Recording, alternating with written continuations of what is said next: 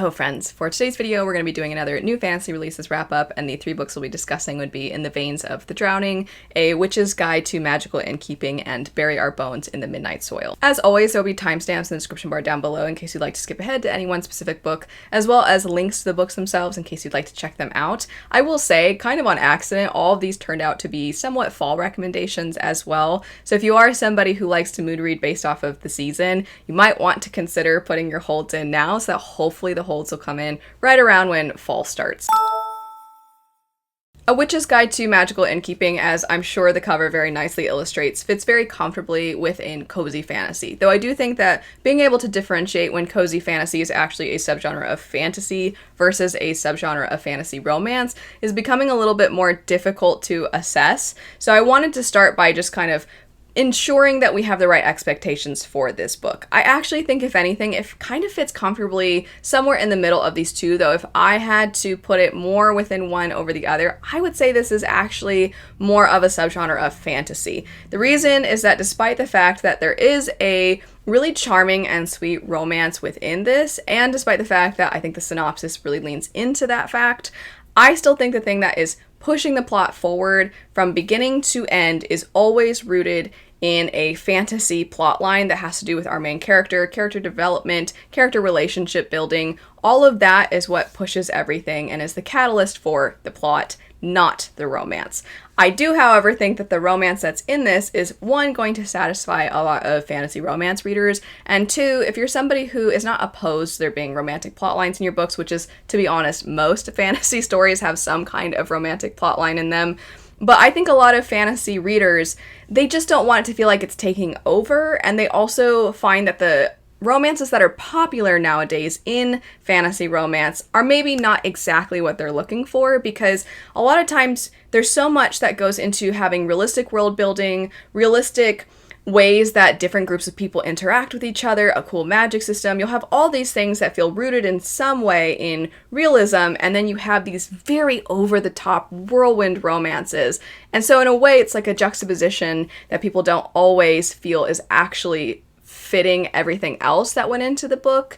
And I think that's where a lot of fantasy readers are not in opposition to romances, they're just not really looking for those kinds. So I think if that's you, then you don't have to worry about that with this book. And the setup for this story is you're following this young woman right in the opening of the story. She has been raised by her aunt, and this aunt has fallen dead, and our character is a very, very gifted witch. She has an extraordinary amount of power, but she's also very new to her power. She doesn't really quite know how to wield it as efficiently as maybe somebody who is older and has more experience. But she knows that there's a chance she can use her magic to bring her aunt back to life, and so she takes this chance, and in doing so, it actually makes it so that she's drained of almost all of her magic. She still has the tiniest bits and pieces of it, but it's not anything close to what it used to be. She doesn't necessarily regret that she used her magic to bring back this person because she loves her aunt more than anyone in the world, and this was somebody who raised her because her parents really weren't there for her growing up. And so she doesn't regret it, but at the same time, she just wishes that it could have been different, and she feels like this is unfair. She had so much potential, and she really loved her magic too. It wasn't just a matter of what she could do with it. She almost had this bond with her magic. So you then fast forward to her a number of years later, and she has been living with this aunt and keeping this inn in check and trying to ensure that the magic that went into the inn is well balanced and managed, because they can't let their magic be known to the rest of the outside world. So she's trying to ensure that this inn is welcoming to people that come through, but that also they don't reveal all of their magical secrets.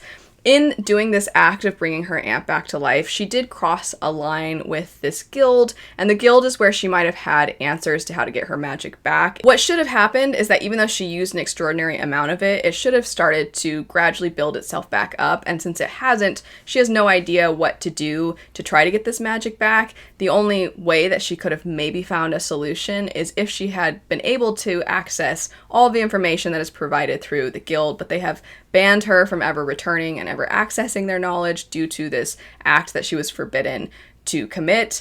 So she's just kind of in the dark, and she's living life in a way where she's embracing all the oddities that come through, all the strange people that come through in the inn, the ones that have kind of settled and made their roots here in this place. So she kind of has this found family surrounding her, but she also just feels like she doesn't have all of herself. She doesn't feel whole. So she's trying to figure out how to cope with all of this. Does this mean she just kind of has to learn to be happy with what she has? Or is there a chance maybe that she could get her magic back? And if so, maybe she should commit to trying to do that. And the way that the romantic subplot comes into the picture is there's somebody who has kind of been pushed into this area by somebody else, and this somebody else maybe has their own motivations for trying to get our main character, whose name is Sarah. They do maybe want her to get her magic back, and they also think that this particular character, who is a historian and somebody who has a lot of knowledge about magic, they think maybe if I can get these two near each other, this will solve my problem of whatever that is. I don't want to reveal what that person's up to. But basically they get pushed into each other's lives. And I thought he was a really great character as well. One character is kind of dealing with almost like a crisis of identity and trying to determine what she wants for her life, how to be content with her life, but also just because maybe you learn to be content with your life doesn't mean it's wrong to want other things for yourself as well. And then the other character is somebody who has a sister who is autistic, and she has magical abilities, but she doesn't necessarily understand that she's not supposed to reveal these things to the outside world, you could say. So her parents have deemed her basically too difficult to deal with. They tried to basically pass her on to the guild in hopes that they could deal with her, but because she doesn't learn in quite the same ways as other individuals, the guild isn't really the best place for her either. And so her older brother is essentially her caretaker at this point, and when he shows up at this inn, it actually turns out to be a very lovely, welcoming setting for her, and there are people that want to help her with her magic. There are people that want to help her with her studies in a way that is maybe not conventional, but is perfect for her. And so he in some ways is finding, okay, well, I feel like this is really good for her, but also I can't possibly make my home here. And a big theme for him, and a theme overall throughout the story, is this idea that just because life isn't looking the way that you thought it would, and just because it's not exactly how everybody else would want their lives, it's not this picture perfect thing that you're told you're supposed to want, just because it's not all of those things doesn't mean it's not perfect for you. And I thought that the idea was really, really lovely, because I do think that so many people, even though they know on some level that a lot of what works for everyone else doesn't work for them, even though they understand it, when the life that actually is really well suited to them is right there and it's available to them, they still feel compelled to pursue something else because of these external expectations that everybody else has placed on them, and sometimes that nobody's placing on them. They just feel like it's being imposed onto them just because of how the rest of society functions. They feel judged even if they don't know why. So I think that being showcased in the story was lovely, and I think it gets to the root of what makes so many of us connect to cozy fantasy books, because so much of cozy fantasy is being able to understand ourselves a little bit better and to recognize what we want out of life and how to attain that. So I think that this story is going to appeal to a lot of people. I thought it was really sweet. It was really charming. It certainly has some moments where some characters are quite eccentric and quirky, and I think that added a level of fun to it. However, I could see some people maybe feeling like they would have preferred the eccentricities to be a little dimmer, we'll say. But I thought it was just the right amount. It was quirky, it was fun, it was lovely. All the characters, I felt endeared toward them, and I just thought the way the thematic elements came through really, really shined. Before getting into the specifics for In the Veins of the Drowning, I do want to touch on my, you could say, history with fantasy romance, because that is what I would categorize this as. I have, since the time I was a kid, loved fantasy. I've always been a huge fantasy reader. It's been what my channel has pretty much been dedicated to for most of the time that I've had it. And now that fantasy romance is very much in the scene, it's in the picture, I wanted to give it a fair shake, and I really feel I have, and I feel I continue to try to give it a fair go, especially because it's still an emerging genre, and so I think it's kind of finding its footing. So I can be kind of forgiving of the fact that certain things feel repetitive in the same way that at one time a lot of fantasy felt very Tolkien-esque. So I'm trying to give it some time to develop. But it does mean that I have found a fair amount of them don't really work for me. I've tried the staples of the genre, I've tried the lesser known ones, and I have found some that I really like. So as an example, it's actually a self-pub work called Reign and Ruin. That's one of my favorites. I really enjoyed the individual character development, the familial aspects of the story. I thought the world was cool, the magic was cool, I liked the dialogue. So there's so much about it I liked. And then when the characters come together, they're getting to know each other, I really bought into their tension. I wanted them to be together. I wanted all the other outside factors to not get in the way of these two being together. So I really was invested in that. And then some of the other ones that are more popular, things like From Blood and Ash or Fourth Wing or Akatar, they just don't quite fit my tastes as much. So I wanted to touch on that because maybe it gives you an idea of whether or not this one, just based off of my tastes and some of my history with fantasy romance, might illuminate a little clearer for you if In the Veins of the Drowning sounds like the kind of fantasy romance you would like or not.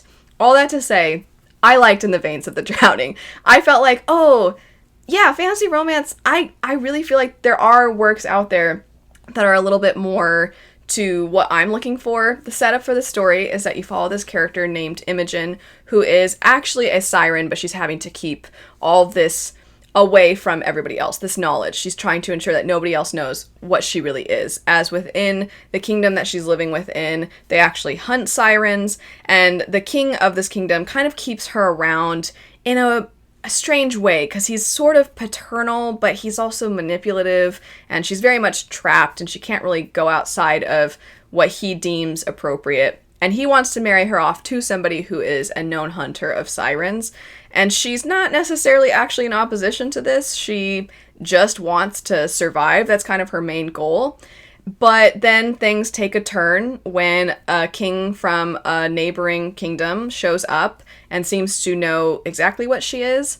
And also there are certain things that play out that put her in a tremendous amount of danger. So in order to escape what are enemies at every turn, including her own betrothed, essentially, in order to try and get away from all of them and survive, she does end up allying herself with this foreign king and going on the run. This puts him, all of his people, in danger, but he also kind of seems to have his own motivations for wanting to ally himself with her. You don't quite know what those things are, but he seems to want her to embrace her siren side, and as they are traversing the sea to get back to his kingdom, you have some revelations that there are these undead within the sea. This is why I was at the beginning noting that I think all of these somewhat fit the fall season. A witch's guide, of course, because it's cozy, and I think cozy fits the fall season for a lot of people, but also the witch aspect of things. This one has slight, tiny, I would say, droplets of horror within it as well, including these undead monsters that are within the sea. And also our character has not really been able to embrace her siren side in the past, so as she's kind of starting to get acclimated with this and understand this, she also seems to be having this call back to the sea. It's not just a matter of sirens are calling to humans, but she feels this connection and she doesn't really entirely know why, and also she doesn't know if she can trust it because it feels very sinister. It doesn't feel like this is a part of her that she wants necessarily to embrace, so she doesn't really know where she falls. But in a way, by trying to escape the allyship with this foreign king, it doesn't go just with their word. They actually had to make this blood bond between the two of them, because nobody trusts a siren out at sea. You can't just be out at sea and think like, oh yeah, she said she'll be nice to me, I'm sure that she will. You have to kind of bind them to you through magic so that they don't harm you when you're out on the ocean. And this bond turns out to kind of force them to have this constant awareness of each other. So you can see where the romantic aspects immediately come into play. And then once you get to where he's from, all of a sudden there's all these other political things happening, and she wants to break this bond from him. He wants to break the bond from her so that he could go back to being a king. Once again, you don't really know what were his entire motivations for his allying with her, but it doesn't seem like their bond is really going anywhere anytime soon. And in general, I enjoyed the chemistry between these characters. I liked the magical aspects of it. I liked the way that the sirens and the undead were done. I liked the way that things were revealed to us as we progressed through the story. Not necessarily my favorite fantasy romance ever, but I really had a lot of fun with this one. I felt like it had that fantasy adventure feel that I quite enjoy, mixed in with the fantasy romance aspects as well. Bury Our Bones in the Midnight Soil is, I think, absolutely phenomenal. It is very, very dark. It is very sinister, and it's very wicked. It's examining, in a lot of ways, manipulation, abuse, and there's a whole host of other things that it's reflecting on. Grief was an unexpected one that I didn't realize as I was reading it that grief was even going to be a significant part of it, but when it shows up, I think it shows up really, really, really well. You have 3 different perspectives in this story, though 2 of them are the most prominent for the majority of the book, and you are trying to piece together as you're reading how these plot lines are going to fit together. You have some initial guesses as what the thread is connecting them, but you don't entirely know with certainty. On these 2 perspectives, you have one that is this woman named Maria, and she lives in Spain hundreds of years ago. And then you have a young woman named Alice, who is living in modern-day America going to school. And Alice wakes up one day feeling very, very sick, and she's not really sure what's going on, and she's just trying to feel better, and she can't really figure out what to do about this. And then when you go to the past and you're following Maria's life, she's this young woman who is recognizing that if she wants to get out of this small area that she lives in, and by her perception, if she wants to hold some kind of power, she needs to utilize her beauty and the way that she is looked at to her advantage so that she can marry out of her meager circumstances and marry into wealth. However, based off of the time period and the fact that she's essentially seen as property to her husband, this life that she had planned out for herself, this power she thought she was attaining, isn't exactly what she thought it would be, and she is heavily mistreated by not only her husband, but her husband's family, but in a way that the rest of society wouldn't probably deem as mistreatment because of the fact that she is just seen as something to be owned and that she needs to obey her husband's will. She tries to do what she can to quietly get away from this, but she feels very, very trapped, and she feels like nobody is really looking out for her. And she is somebody who, from the time that she is small, because you do follow this character over the course of her life, you recognize that she has wanted to, she has this hunger within her. She craves power to some degree. And she does not like when somebody else is getting in her way. So when she has the opportunity to perhaps become more than she ever was before and utilize that strength and the power that comes with it, the physical power that comes with it, she's now going to fully take advantage of this and map out a life for herself. And you are watching this character as you kind of question, is she descending into villainy? You recognize that where she came from and her beginnings were terrible, but there is that line at some point, and it's not necessarily the most concrete of lines, but it's this sort of, at one time you can understand them, you empathize with them, and then as they progress, you feel for them because you're like, I understand how they got here, and I feel like they can still be redeemed. And then as things progress, you're like, can they? And I really liked the way it was done. It's not going to be for everybody, though, because the way that this path is shown is so dark and so heavy and so violent that I think it's difficult to watch somebody have what is almost like a villain origin story. But again, to even label it like that, I don't think does it justice, because I think it goes beyond that. It's sort of inviting you to leave those labels at the door and then just watch this character and assess for yourself. I have found that there have been other authors who have done what they can to portray similar things within their characters, but I will say this was one of my favorite examples, I think, of watching a character who you initially empathize with, and then they get to a point where, like, I don't know that I can anymore. And at this point, some of you might be wondering, how is this fantasy?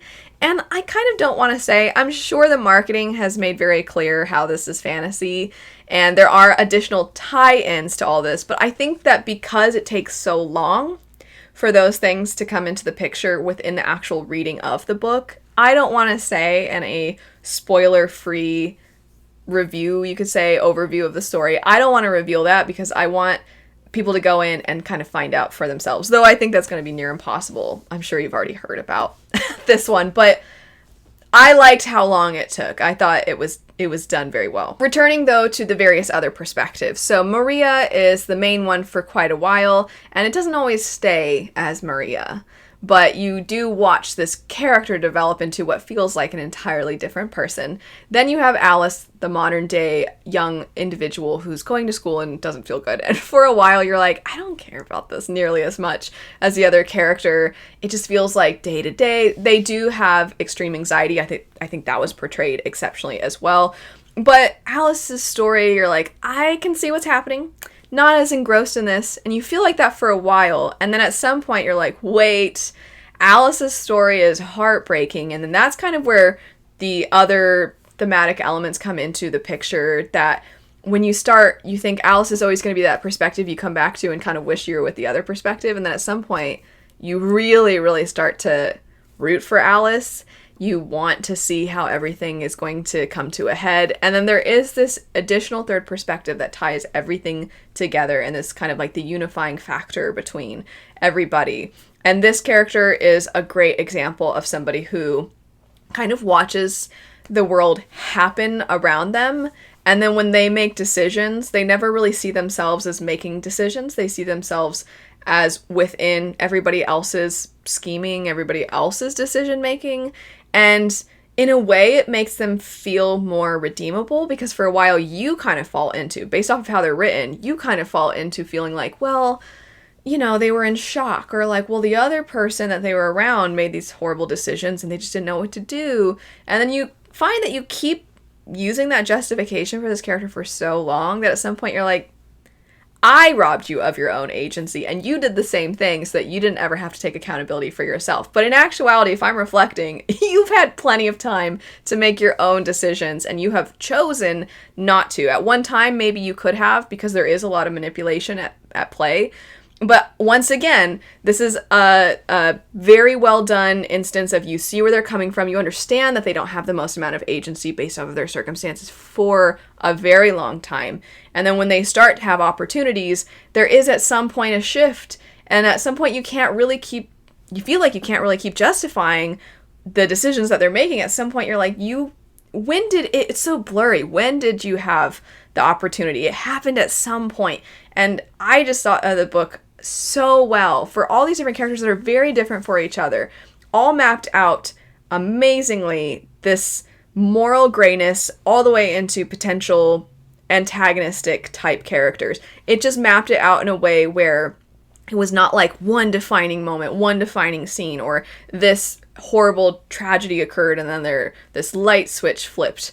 It wasn't like that. It was just this constant shifting nature of these characters, and you kind of continuously being more and more uncomfortable with them and sitting in that discomfort as you're watching everything unfold and you're watching the way everything comes together. And I thought it was fantastic. For me, this is one of, I think, V.E. Schwab's best works. Really, there's so much more I want to say, but I already did it in my spoiler discussion for this. So if you're somebody who also really enjoyed this book, or if you're that rare individual who feels like hearing spoilers actually helps you determine if you want to pick something up, I'll have that linked, because I thought it was a great conversation. There's just so much to dissect about this work. It was absolutely phenomenal, and I've described it before as, to me, feeling like if you mixed Vicious and Addie LaRue a little bit, but also in a way where I felt like it was much heavier and maybe even darker in a sense. Vicious is pretty dark, but there's just something about the way that this one handled everything that I think it really tapped into our worst versions of ourselves, and it was fantastic. That's it for a new fantasy releases wrap up. As noted, I will have all of these linked in the description bar down below. Thanks so much for watching. I hope you have a great rest of your day, and I'll see you later. Bye.